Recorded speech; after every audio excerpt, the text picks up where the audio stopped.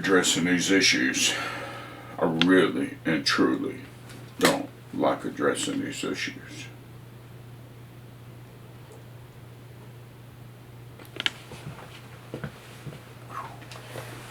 This may be tough on me, AD. I already feel it.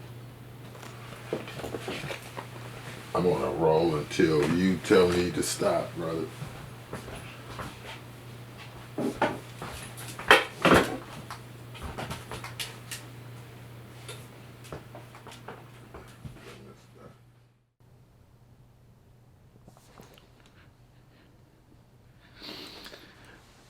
I wanted to record these segments, but I'm very hesitant to do so.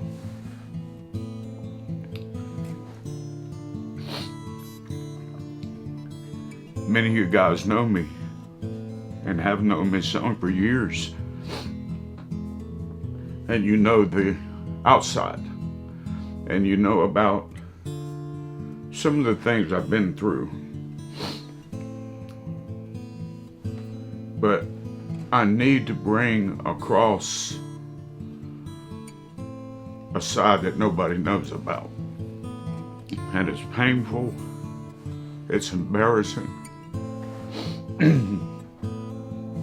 But I want you to understand what prison has done to me.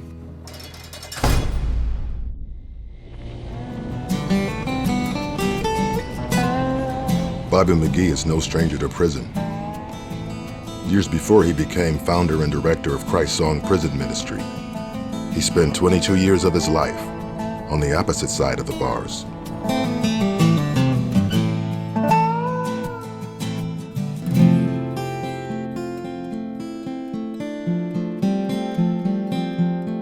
I was raised in a dysfunctional family.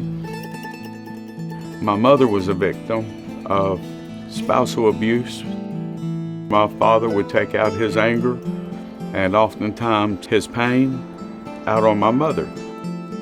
He was an alcoholic. The things that Jim McGee did, the drinking was the worst thing, but he did have some real problems when he was sober at times too. My father was a World War II vet and a Korean War vet and was a medic in both wars. He treated a lot of wounded and he evacuated a lot of dead bodies. This was pre-post-traumatic stress days, before it was attributed to our military. And my daddy drank and he started singing gospel music. So it was amazing that this man who was under the influence of alcohol, running from the memories and the atrocities of war, in that midst of that drunken state, would sing about the old rugged cross. And it was eerie because being my dad's only son, there was times when my dad wanted to take me riding, and I still remember his voice. Come on, boy, let's go riding. Me and my daddy'd ride the dirt roads up there in the mountains, North Carolina, on the Tennessee-North Carolina line, and he would tell me about the war. And he'd start off telling me about the bar rooms he'd went in and some of the fights that they had been in the bar rooms and these drunken brawls. But then he'd end up telling me about the men that he treated. And he would go to a stage where he'd start crying. And I wouldn't even understand what he was crying about. A Corvair is a small car. My dad would get in the back seat and pass out. And there was often times I'd smell urine. And I can't tell you the VA hospitals he'd been to trying to find some peace for his own soul. Jim McGee would cope with his pain using the only method he knew. His post-traumatic stress disorder was undiagnosed and therefore untreated. He would self-medicate with alcohol, and his behavior was becoming increasingly problematic.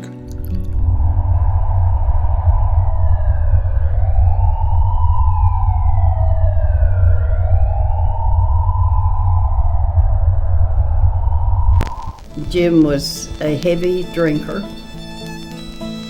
He had girlfriends. He actually set our house on fire one time. He put us out of the house at one juncture and would not let us back in. As kids, we had to witness this. I had 2 older sisters and 1 younger. When my oldest sisters tried to start intervening, they wore my daddy's bruises, as well as other emotional scars and physical scars. I would put the kids in the car and leave. I've spent nights in motels. I spent Christmas Eve in a motel one year. That's some of the things that Bobby had to live through. When he got drunk enough, he became violent. I often went to school with bruises. By the time I turned 9, Dad was gone completely. I had come out to pick up some clothes and stop at the drugstore for a prescription for Kathy, and he pulled a gun on us in the parking lot. That's when I divorced him. My mother left the mountains with her kids, took all 4 of us down to Charlotte, North Carolina. That's when Bobby started getting into trouble.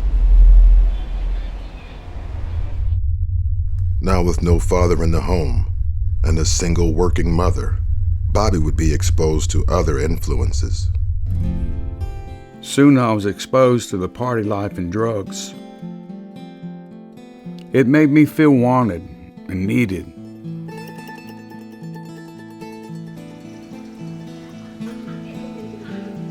Having witnessed and experienced abuse at the hands of his alcoholic father, before having reached puberty, Bobby had been robbed of his innocence.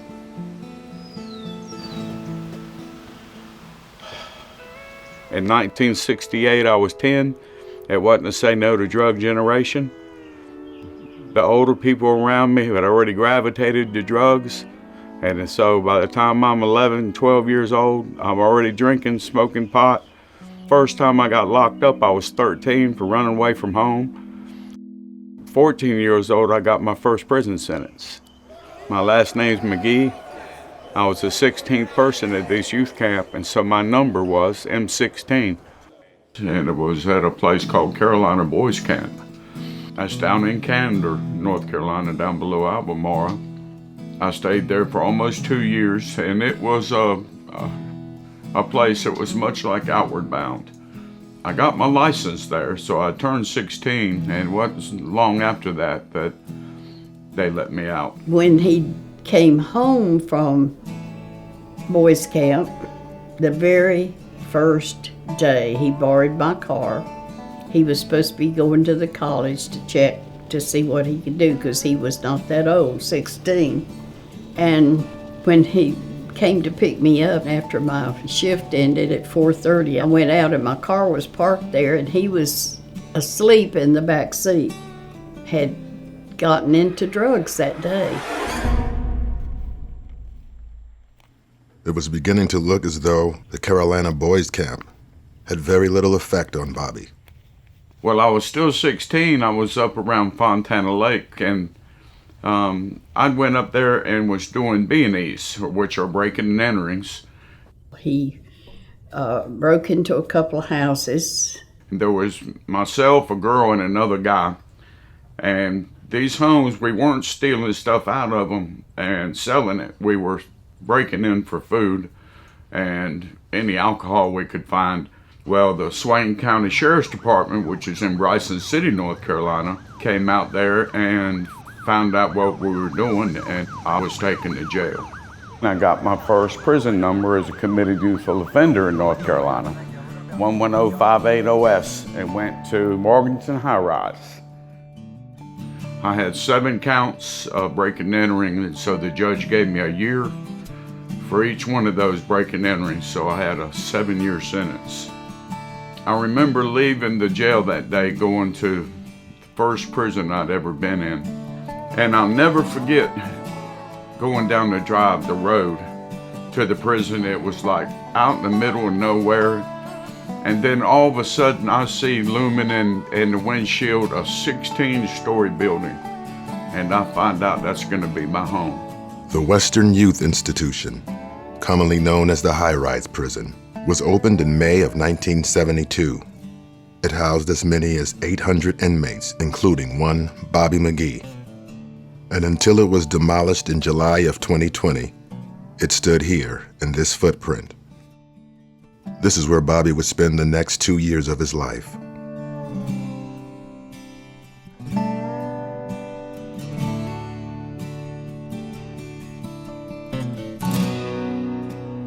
The sheriffs that had brought me down there were telling me all these horror stories. The first thing they did when I got out of the van with chains on, took me inside, stripped me naked, which was very humiliating. Never had I been through anything like that. I remember they had a backpack sprayer, what they used to spray insecticides with, and they sprayed vinegar on me and wouldn't let me get in the shower. I had to go get my stuff and go up to the 13th floor, which is the receiving floor, smelling like vinegar, so that everybody knew that I just came out of the vinegar treatment, and everybody made fun of me. Little did Bobby know, that humiliation was merely a love tap compared to the trauma he would experience as a result of the violence he would witness at the Western Youth Institution.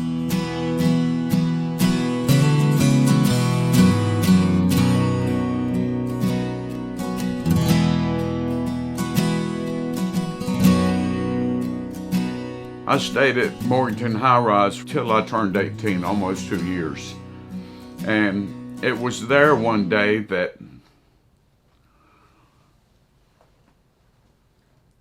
I heard the emergency sirens go off. And so I stood up and looked out my window, and about the time I looked out my window, I heard the first gunshot. Coming to my view was a fella that I know, I'm not going to use his last name. His name's Steve. And I watched Steve scale the first fence into another fence that led to the main yard, which is in the rear of the prison. And the officer fired another round. And it still didn't stop Steve. Steve kept on running, and he got out about 50 yards out in the middle of the field.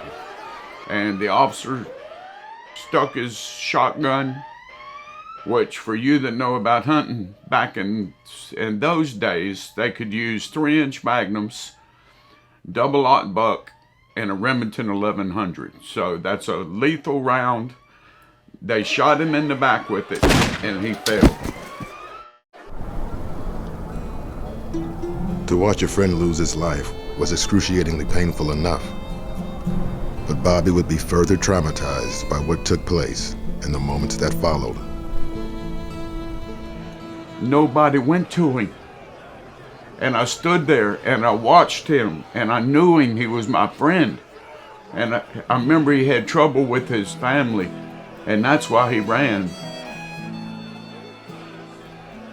They had to lock the whole prison down before they could even send anybody to him. Steve was 17. Well, that was the first that I saw shot. It changed something in my heart. It made me learn to hate.